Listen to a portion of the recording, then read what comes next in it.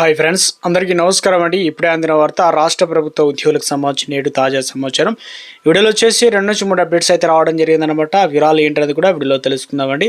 So వీడియోని చివరి వరకు చూడండి, అర్థమవుతుంది. మొదటిసారిగా ఛానల్ వస్తే తప్పకుండా సబ్స్క్రైబ్ చేసుకొని చూస్తున్నారు, కానీ లైక్ చేయడం మర్చిపోతున్నారు. ఈ విధంగా లైక్ బటన్ అయితే ఉంటుంది, వెంటనే లైక్ చేయండి. వివరాలకైతే వెళ్ళిపోదామండి. మనం వెంటనే పిఆర్సీని ప్రకటించాలని, పెండింగ్లో ఉన్నటువంటి డిఏలను కూడా రిలీజ్ చేయాలని చెప్పేసి టీఎస్యూటీఎఫ్ రాష్ట్ర కార్యదర్శి సత్యానంద్ డిమాండ్ చేయడం జరిగిందనమాట. పాఠశాలలో టీఎస్యూటీఎఫ్ జిల్లా అధ్యక్షులు గుండమనేని మహేందర్ రావు అధ్యక్షతన జిల్లా కమిటీ సమావేశం అయితే జరగడం జరిగిందనమాట. సందర్భంగా ముఖ్య అతిథిగా టీఎస్యూటీఎఫ్ రాష్ట్ర కార్యదర్శి డి సత్యానంద్ అయితే మాట్లాడడం జరిగింది. ప్రభుత్వం పీఆర్సీ నివేదికను తెప్పించుకొని ఫిట్మెంట్ను కూడా ప్రకటించాలని, పెండింగ్ డిఏలు కూడా విడుదల చేయాలని, అదేవిధంగా పాఠశాల కుదింపులో నిలిపేయాలని చెప్పేసి డిమాండ్ చేశారనమాట. కేసీఆర్ ప్రభుత్వ విద్యారంగాన్ని, ఉపాధ్యాయ సంక్షేమాన్ని నిర్లక్ష్యం చేసిందని, ఇప్పుడు ప్రభుత్వం అదే ధోరణి వ్యవహరిస్తుందని చెప్పేసి ఆగ్రహం వ్యక్తం చేశారు. సో మొత్తానికి ఒక అప్డేట్ ఇచ్చారండి. ఇక్కడ మరో అప్డేట్ అయితే రావడం జరిగిందండి. ఆర్టికల్ రాష్ట్రంలో విద్యుత్ ఉద్యోగుల సమస్యల పరిష్కారానికి ప్రభుత్వం తక్షణమే జోక్యం చేసుకోవాలని, లేదంటే రాష్ట్ర వ్యాప్తంగా కూడా ఉద్యమాన్ని శ్రీకారం చేపడతామని తెలంగాణ పవర్ ఎంప్లాయీస్ అదేవిధంగా జేఏసీ హెచ్చరించడం జరిగిందనమాట. సరే, ఈ మేరకు ఈ నెల 3 నుంచి 7 వరకు కూడా నల్ల బ్యాడ్జ్లు ధరించి వివిధ ఆందోళనకు పిలుపునివ్వగా, ఈ నెల 7న చలో వైటీఎఫ్ కార్యక్రమానికి జేఏసీ పిలుపునిచ్చిందనమాట. హైదరాబాద్ విశ్వేశ్వరయ్య భవన్ గురువారం తెలంగాణ పవర్ ఎంప్లాయీస్ జేఏసీ సమావేశం అయితే నిర్వహించడం అయితే జరిగిందనమాట.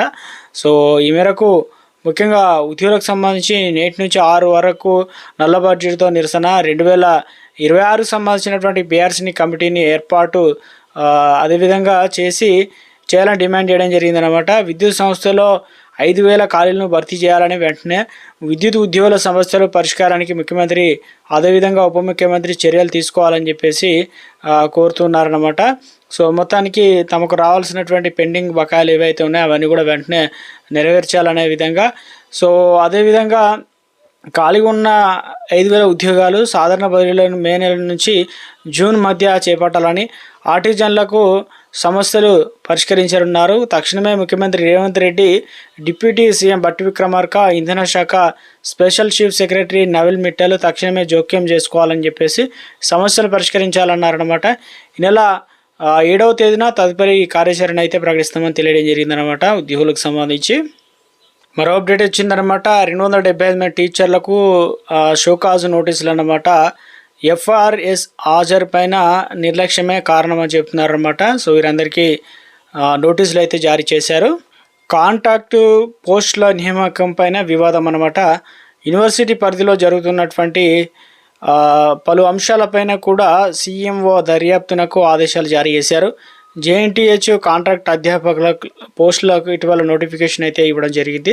దీంతో 568 దరఖాస్తులు అయితే వచ్చాయి. మొత్తం 67 పోస్టులకు నెలకు 50,000 రూపాయల వేతనం ఇవ్వనున్నట్లు తెలియజేశారు. ఈ అర్హత ముఖ్యంగా ఈ తరహా నియామకం చేపట్టే ముందు పాలక మండలిలో చర్చించాల్సి అయితే ఉంటుందంటున్నారు. గతంలో ఏ యూనివర్సిటీలో పోస్టులు భర్తీ చేసినా నిబంధనలనే అనుసరించారన్నమాట. సో జేఎన్టీఎస్ ఏదైతే ముందు నియామకం చేపట్టి తర్వాత కూడా పాలక మండలిలో రాటిఫికేషన్ పంపుతామని కూడా అధికారులు చెప్తున్నారన్నమాట. దీనిపైన పలు అభ్యంతరాలు కూడా వ్యక్తం చెప్తున్నారన్నమాట. మరో అప్డేట్ ఇచ్చారు. ఇందులో వచ్చేసి జవహర్లాల్ నెహ్రూ సాంకేతిక విశ్వవిద్యాలయం కాంట్రాక్ట్ పోస్టుల నియామకం ప్రక్రియ తీవ్ర వివాదాస్పదం అవుతుంది. నిబంధనలకు విరుద్ధంగా నోటిఫికేషన్ ఇవ్వడం పైన సీఎం కార్యాలయానికి ఫిర్యాదులు అయితే వెళ్ళాయన్నమాట. వైస్ ఛాన్సలర్ అనుకూలమైన వ్యక్తులకు తమ అనయులకు ఈ పోస్టులు కట్టబెట్టే ప్రయత్నం జరుగుతుందని ఫిర్యాదులో పేర్కొనడం అయితే జరిగిందనమాట.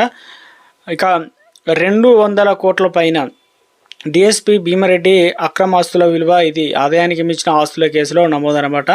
ఏకకాలంలో 16 ప్రాంతాల్లో తనిఖీలు చేసిన ఏసీబీ కర్ణాటకలోని పలు చోట్ల, ఇతర ప్రాంతాల్లో వ్యవసాయ భూములు, వాణిజ్య సముదాయాలు, నివాస స్థలాలు గుర్తింపు, 2 కిలోల బంగారం, అదే ఆభరణాలు, 20 కిలోల వెండి వస్తువులు, 23 విదేశీ మద్యం సీసాలు స్వాధీనం చేసుకున్నారు. బినామీ ఇళ్లలో సోదాల్లోనూ నగదు పట్టివేత. మరో అప్డేట్ ఇచ్చారనమాట. ఇందులో వచ్చేసి కమిషనర్ జీతం నుండి చెల్లింపు దాదాపు 15,000 రూపాయల పరిమితికి మించిన పీఎఫ్ చందాలు స్వచ్ఛందమే. ఈపీఎఫ్ఓ కొత్త పథకాలు నోటిఫై, డిజిటల్ నిబంధనల అమలు సకాలంలో క్లెయిమ్ పరిష్కారం పైన ఫోకస్ చేయబోతున్నారు. అదేవిధంగా పీఎఫ్ క్లెయిమ్ ఆలస్యమైతే కనుక 12% వడ్డీ అన్నమాట. డిజిటల్ నిబంధనలకు పక్కాగా అమలు చేయడంతో పాటు పీఎఫ్ విత్డ్రాలు, పెన్షన్లు నిర్ణయించడం తదితర క్లెయిమ్ సెటిల్మెంట్ సకాలంలో జరగడమే లక్ష్యంగా కేంద్ర కార్మిక శాఖ ఉద్యోగులు భవిష్యత్ నిధికి సంబంధించి కొత్త స్కీము తెరతీసిందనమాట. కొత్త సామాజిక భద్రతా చట్టంలో భాగంగా ఉద్యోగుల భవిష్యత్ నిధి పథకం 2026, ఉద్యోగుల పెన్షన్ల పథకం 2026, ఉద్యోగుల డిపాజిట్ ఆధారితంగా బీమా పథకం 2026న నోటిఫై అయితే చేయడం జరిగిందనమాట. ఇక ఈ స్కీముల ప్రకారం పీఎఫ్ విత్డ్రాలు కావచ్చు, పెన్షన్ గ్రూప్ ఇన్సూరెన్స్ క్లెయిమ్ కనుక 20 రోజుల్లోపు పరిష్కరించకపోతే 12% జరిమానా, ఇక వడ్డీ చెల్లింపులు ఇకపైన ఖచ్చితంగా అమలు చేసేలా నిబంధనలు చేర్చారన్నమాట. అప్డేట్ అయితే ఇచ్చారండి.